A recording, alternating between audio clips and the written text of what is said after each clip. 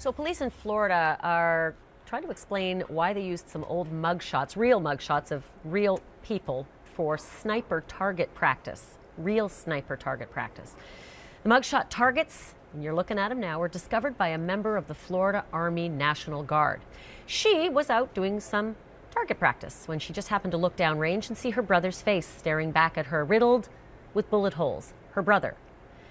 Her brother's picture was among 5 other mugshots of black men that were being used as a target by the North Miami Beach Police sniper team. CNN's Jason Carroll joins us from Florida. Jason, when I say a list of 6 black men, the first thing someone would think is, that is revolting. Yeah. Why would they put 6 black men's faces up? I want everyone to be very clear. This was one set, and there were plenty of other sets that included white, Hispanic, female, etc. But can you kind of run down what the police are saying about what they chose to do? Well, look, they're saying a lot of things. First of all, yes, they did use those images. First, to talk about their training, North Miami Beach Police Chief J. Scott Dennis made it clear that this practice of using people who look alike is very important for sniper training, because you want to make sure that the sniper is shooting the correct image, not someone who looks like that person in that particular image.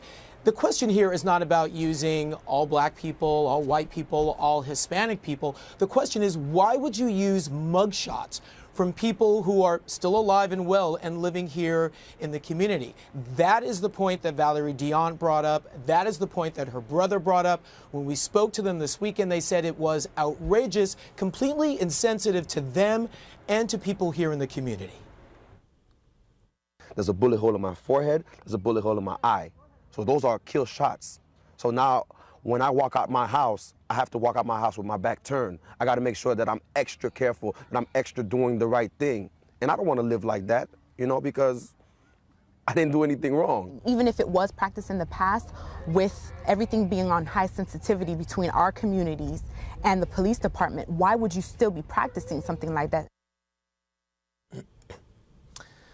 A lot of questions there. One of the other points that Valerie brought up, she said perhaps if the police chief had initially just apologized outright for what had happened, maybe they would not have taken their story to the press. But that didn't happen, because initially the police chief said he didn't see anything wrong with the practice.